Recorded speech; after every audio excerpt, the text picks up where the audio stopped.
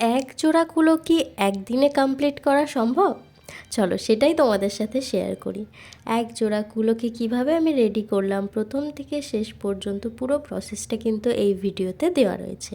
হ্যাঁ, অবশ্যই কিন্তু দুটো ভিডিও একসাথে দেওয়া সম্ভব নয়, তো তার জন্য আমি কিন্তু নেক্সট টাইম সেকেন্ড পার্টটা আমি অবশ্যই শেয়ার করে দেবো।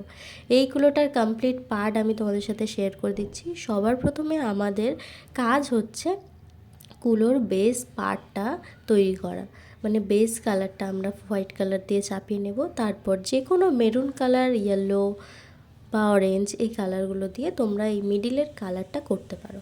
তারপর আমি স্বস্তিক চিহ্ন বানিয়ে নিয়েছিলাম মাঝখানে। আর তোমরা অনেকেই জানো যে আমি এর আগে অনেকগুলো বানিয়েছি যেগুলোতে একটু অন্য রকম কাজ করেছি, তো তার জন্য ভাবলাম অনেক ব্রাইডের ছবি, গ্রুমের ছবি নিজেরা চেষ্টা করেছি যে একটু অন্যরকম করে বানানোর, কিন্তু এইবারে ভাবলাম যে না, এরকম ক্যারেক্টারের ওপর করব না।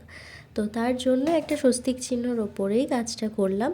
তো ওটার ওপরেও কিন্তু ছোট্ট ছোট্ট নিখুঁত কলকার কাজ আছে, তোমরা একটু খেয়াল করলে দেখতেই পাবে। তো এই ভিডিওগুলোতে কিন্তু তোমরা আমাকে অনেক অনেক ভালোবাসা দিয়েছো। তারপরে আমার একটু মনে হলো যে অনেক অপেক্ষা করিয়েছি তোমাদের এই ভিডিওগুলো শেয়ার করার জন্য, তো তার জন্য আজকে একটু এডিটে বসলাম। তো সেকেন্ড পার্ট কিন্তু অবশ্যই খুব তাড়াতাড়ি চলে আসছে, যারা দেখতে চাও অবশ্যই কমেন্ট করে জানিও, আমি তোমাদের সাথে শেয়ার করে দেবো। আর এই কলকার ডিজাইনটা কেমন লাগছে অবশ্যই কিন্তু এই কলকার ডিজাইনটা একদমই নিজের করা, নিজের সৃষ্টি, নিজের মনের মিল বলতে পারো। আর আমি তুলির সাথে যেন কথা বলতে ইচ্ছে করে যখন আমি কলকা বানাই। তো এই কলকার পার্টটা আমার যে এত এত ভালো লেগেছে, আর তোমরা এত ভালোবাসা দিয়েছো, অসম্ভব সুন্দর লেগেছিল আমার।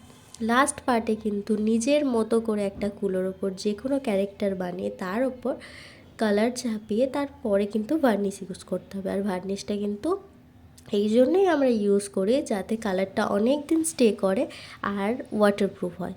তো আমাদের কাজ কমপ্লিট।